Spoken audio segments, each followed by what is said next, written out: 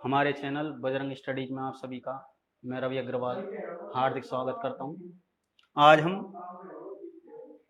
पहली वीडियो में हमारे राजस्थान बोर्ड कक्षा 10वीं संस्कृत विषय के पाठ्यक्रम की विस्तृत विवेचना करेंगे। सबसे पहले हमारी जो पुस्तक है उसका नाम है संस्कृत स्पंदना। संस्कृत स्पंदना है जिसमें हमारे कुल 15 पाठ हैं, जिसमें हमें पूरे के पूरे 15 पाठ पढ़ने हैं। हमारा बोर्ड का जो पेपर है वो है पूरा हमारा 80 नंबर का। अब इन 80 अंकों का विभाजन किस प्रकार से किया गया है, इस वीडियो में हम उन अंक भार का विभाजन का अध्ययन करेंगे। सबसे पहले बात करते हैं हम हमारे बोर्ड के पेपर के प्रश्न नंबर पहले की।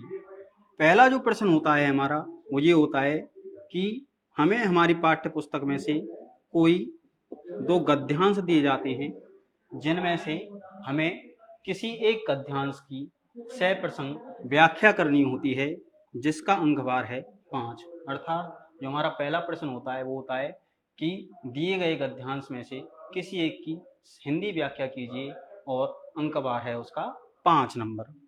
दूसरा जो प्रश्न होता है वो होता है दिए गए पद्यांशों में से किसी एक की हिंदी व्याख्या करना। अर्थात हमारी पाठ्य पुस्तक में से कोई 2 पद्यांश लिखे हुए आएंगे, जिनमें से हमें किसी एक गद्यांश की हिंदी व्याख्या करनी है और अंक होते हैं हमारे 5। प्रश्न नंबर जो 3 है वो होता है कि हमें हमारी पाठ्य पुस्तक के कोई 2 पद्यांश लिखे हुए आएंगे, जिनमें से किसी एक पद्यांश की हमको संस्कृत व्याख्या करनी है, जिसका अंक भार है 4। अर्थात 2 में से किसी एक पद्यांश की सप्रसंग संस्कृत व्याख्या करनी है, जिसका है अंक 4। अगला जो प्रश्न होता है प्रश्न नंबर 4 वो होता है नाट्यांश में से किसी एक की संस्कृत व्याख्या करना। अर्थात हमारे बोर्ड पेपर में हमारी पुस्तक में से 2 नाट्यांश आएंगे, जिनमें से हमें किसी एक की संस्कृत व्याख्या करनी है।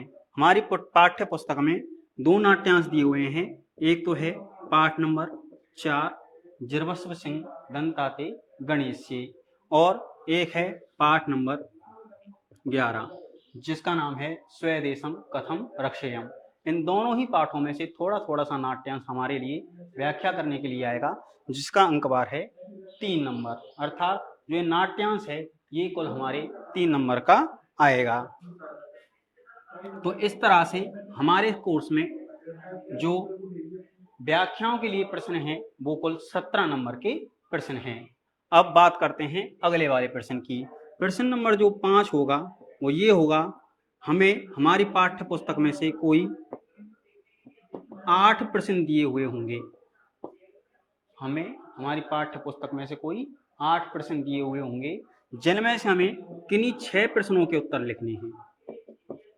कितने प्रश्नों के उत्तर? किन्हीं 6 प्रश्नों के उत्तर, जिनका अंक भार है कुल 3 नंबर। जिनका अंक भार कितना है? 3 नंबर। 8 प्रश्न आएंगे, जिनमें से हमें किन्हीं 6 प्रश्नों का उत्तर देना है। अगला जो प्रश्न है प्रश्न संख्या 6 से 9 तक। प्रश्न संख्या 6 से 9 तक का जो प्रश्न है वो ये है कि रेखांकित पदों के आधार पर प्रश्न निर्माण करना। रेखांकित पदों के आधार पर प्रश्न निर्माण करना। ये भी हमारे पाठ्य पुस्तक में से है।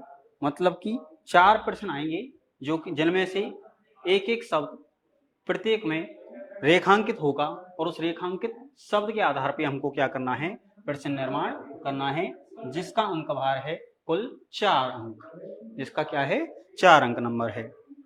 प्रश्न संख्या जो 10 है वो ये है कि हमें 2 श्लोक लिखने हैं। प्रश्न इस तरह से आएगा कि अपनी पाठ्य पुस्तक के कोई 2 श्लोक लिखिए जो हमारे प्रश्न पत्र में नए आए हों। मतलब कि हमारे प्रश्न पत्र में कुल 4 श्लोक आ चुके होंगे पहले से, 2 हिंदी व्याख्या में और 2 संस्कृत व्याख्या में। उन 4 श्लोकों को छोड़कर हमें अपनी पाठ्य पुस्तक के कोई 2 श्लोक लिखने हैं जिनका अंकवार है कुल 3 नंबर। कितने नंबर के हैं? 3 नंबर के। उसके बाद अगला जो प्रश्न है 11वां प्रश्न, वो है हमारा अपठित गद्यांश। क्या है? अपठित गद्यांश। अर्थात हमें एक अपठित गद्यांश दिया जाएगा जिसमें से हमको उत्तर छांट करके लिखने हैं, जिसका नंबर है 10। जो अंकभार क्या है? 10 नंबर का। अर्थात ये जो गद्यांश आएगा हमारा कितने नंबर का आएगा? 10 नंबर का। इसके बाद अगला जो प्रश्न है प्रश्न संख्या 12। 12वां जो प्रश्न होगा वो होगा हमारा संधि विच्छेद का। किसका? संधि विच्छेद का। इसमें हमें 2 उदाहरण आएंगे जिनका हमें क्या करना है? संधि विच्छेद करना है और संधि का नाम लिखना है। क्या करना है? संधि विच्छेद करना है और संधि का नाम लिखना है।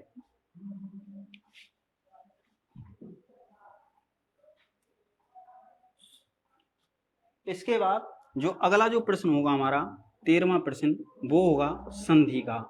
मतलब कि हमें 2 उदाहरण आएंगे जो संधि विच्छेद हुए होंगे, उनका हमें क्या करना है? संधि करना है, अर्थात उसको जोड़ना है। और उसका जो अंकवार होगा वो भी कितना होगा? 2 नंबर का। कितने नंबर का? 2 नंबर का। इसके बाद हम बात करते हैं प्रश्न संख्या 14वां। 14वें प्रश्न जो होगा वो होगा हमारा समास का। मतलब हमें 3 उदाहरण दिए जाएंगे जिनका या तो हमें समस्त पद बनाना है, मतलब कि जोड़ना है, या फिर उसका समास विग्रह करना है और समास का नाम लिखना है, जो कि है 3 नंबर का। वैसे तो समास जो है अब तक हमने 6 पढ़े हैं, लेकिन इस साल 10th क्लास में हमारी जो कोर्स में जो समास है वो केवल 3 हैं। अव्ययी भाव, कर्मधारय और द्वंद्व समास। मतलब कि तीनों ही समासों का एक एक उदाहरण हमारे प्रश्न पत्र में आएगा, जो कि प्रश्न का अंकभार कितना बन रहा है? 3 नंबर। इसके बाद जो अगला प्रश्न होगा वो होगा हमारा 15वां प्रश्न, जो होगा कारकों से संबंधित। किससे संबंधित होगा? कारकों से, जो 3 नंबर का होगा। कितने नंबर का होगा? 3 नंबर का। अर्थात जो प्रश्न होगा वो किस तरह से आएगा? वो प्रश्न इस तरह से आएगा कि रेखांकित पद में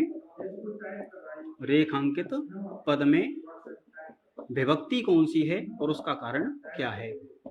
रेखांकित पद में कौन सी विभक्ति है और जो विभक्ति हम लिख रहे हैं उसका कारण क्या है। जैसे एक उदाहरण देखते हैं कि जलम बिना जीवनम नास्ति। जलम बिना जीवनम नास्ति। इसमें रेखांकित पद जो है वो है जलम। हमें ये बताना है कि इस जलम में विभक्ति कौन सी है और जो विभक्ति हम लिख रहे हैं उसका कारण क्या है।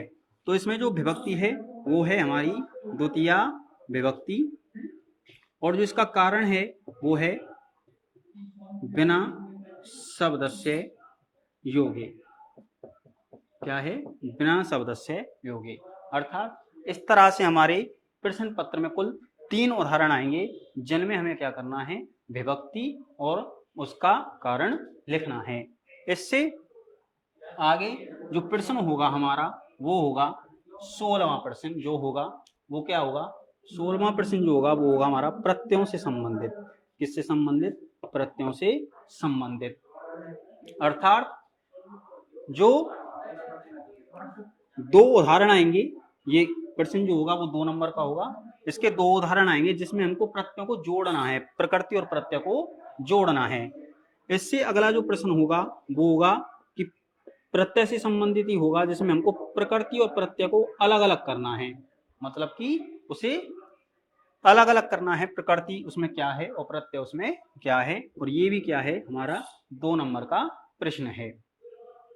इसके बाद जो 18वां प्रश्न है वो होता है हमारा अव्यय का। किसका? अव्यय का। अर्थात हमारे लिए 3 वाक्य लिखे हुए आएंगे जिसमें 3 खाली स्थान होंगे और एक मंजूषा में 3 अव्यय लिखे हुए होंगे। वो अव्यय हमें क्या करने हैं? उन 3 खाली स्थानों में अर्थ अनुसार भरने हैं, जो कि कितने नंबर का होगा? 3 नंबर का होगा। बहुत ही सरल टॉपिक है ये अव्ययों का। 3 नंबर बड़े आसानी से हमको इसमें मिल जाते हैं। इससे जो अगला वाला जो प्रश्न होगा, प्रश्न संख्या 19 से 21 तक, प्रश्न संख्या 19 से 21 तक जो हमारा प्रश्न होगा वो होगा वाच्य परिवर्तन का। किसका? वाच्य परिवर्तन का, जिसमें कि अंकभार क्या है? 3 नंबर का, जिसका अंकभार है हमारा 3 नंबर का। अर्थात हमको वाच्य परिवर्तन करना है। कर्तृवाच्य से कर्मवाच्य, कर्मवाच्य से कर्तृवाच्य, कर्तृवाच्य से भाववाच्य, भाववाच्य से कर्तृवाच्य। जिस हिसाब से भी जो हमारे प्रश्न पत्र में जो उदाहरण होगा उस हिसाब से हमें उसका वाच्य परिवर्तन करना है। तो 19 से और 21 तक का जो प्रश्न होगा वो होगा हमारा वाच्य परिवर्तन का, और अंक कितने होंगे उसमें? 3 नंबर के। इसके बाद जो प्रश्न संख्या जो 22 होगा वो होगा हमारा घटिका, अर्थात घड़ी का। हमारे प्रश्न पत्र में 2 घड़ी बनी आएंगी, जिनमें हमें क्या करना है? समय को देखना है, और उस समय को हमें किस में लिखना है? संस्कृत में लिखना है। बहुत ही सरल है, जिसका अंकभार क्या है? 2। अर्थात जो हमारा जो घड़ी वाला जो प्रश्न होगा वो कितने नंबर का आएगा? 2 नंबर का आएगा। इसके बाद बात करें हम अगले प्रश्न की, प्रश्न संख्या 23 की। 23वां जो प्रश्न होगा वो हमारा होगा वाक्य शुद्धिकरण का। किसका? वाक्य शुद्धिकरण का, जिसमें अंक कितने हैं? 3 नंबर। इसका मतलब क्या है कि हमारे प्रश्न पत्र में कुल 3 वाक्य लिखे आएंगे, जिसमें कुछ ना कुछ अशुद्धि होगी। अब हमें क्या करना है? उस अशुद्धि को अपने विवेक अनुसार उन्हें क्या करना है? शुद्ध करना है। 3 उदाहरण आएंगे, और तीनों ही उदाहरण हमको क्या करने हैं? शुद्ध करने हैं। इसके बाद जो प्रश्न होगा हमारा 24वां प्रश्न, वो होगा प्रार्थना पत्र अथवा पत्र। ये जो प्रश्न आएगा हमारा 24वां प्रश्न, ये अथवा में आएगा। अथवा से पहले या तो हमसे कोई प्रार्थना पत्र लिखवाया जाएगा, या फिर हो सकता है किसी विषय पर हमें पत्र भी लिखवा लिया जाए। अथवा के बाद क्या होगा?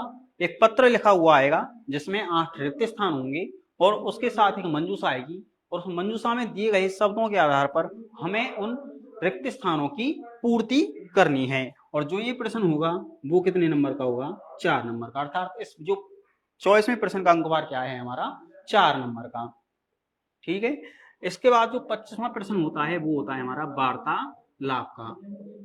किसका? वार्तालाप का। ये हमारा टॉपिक जो है वो 4 नंबर का। ये प्रश्न कितने नंबर का है? 4 नंबर का। अर्थात हमारे लिए पेपर में एक वार्तालाप लिखा हुआ आएगा, जिसमें 8 खाली स्थान होंगे, 8 रिक्त स्थान होंगे, और साथ में एक मंजूषा आएगी। मंजूषा में 8 शब्द होंगे। हमें उन मंजूषा वाले शब्द उस रिक्त स्थानों में भरने हैं विवेक अनुसार, अर्थानुसार। तो कितने नंबर देगा हमें? 4 नंबर। तो हमारा जो 25वां प्रश्न है वो क्या है? वार्तालाप का, जिसका अंकभार क्या है? 4 नंबर।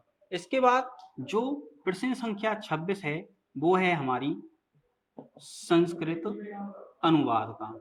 किसका? संस्कृत अनुवाद। इसमें क्या होगा? हमारे लिए 6 वाक्य आएंगे, जिनमें से हमें 4 वाक्यों का संस्कृत में अनुवाद करना है। 6 वाक्यों में से किन्हीं 4 वाक्यों का क्या करना है? संस्कृत अनुवाद करना है, अर्थात हिंदी से संस्कृत बनानी है, जिसका अंकभार क्या है हमारा? 4 नंबर का। इसके बाद बात करते हैं हम हमारी 27वें प्रश्न की। कौन सा प्रश्न? 27वां प्रश्न। 27वां जो प्रश्न होगा वो होगा अथवा वाला। अथवा से पहले जो प्रश्न आएगा वो होगा चित्र वर्णन का। अर्थात हमें कोई चित्र दिया हुआ होगा, उसके साथ कुछ शब्द दिए होंगे, और हमें क्या करना है? उन शब्दों के आधार पर उस चित्र का वर्णन करना है। और उसके बाद अथवा में क्या आएगा? एक अनुच्छेद आएगा, एक पद्यांश आएगा, एक गद्यांश आएगा, छोटा सा एक अनुच्छेद होगा, जिसमें क्या होंगे? 3 खाली स्थान होंगे, और 6 खाली स्थान होंगे, जिसके साथ एक मंजूषा आएगी, और उसमें 6 शब्द होंगे, और उन 6 शब्दों को हमें उन 6 खाली स्थानों में भरने हैं, जिसका अंकभार क्या है?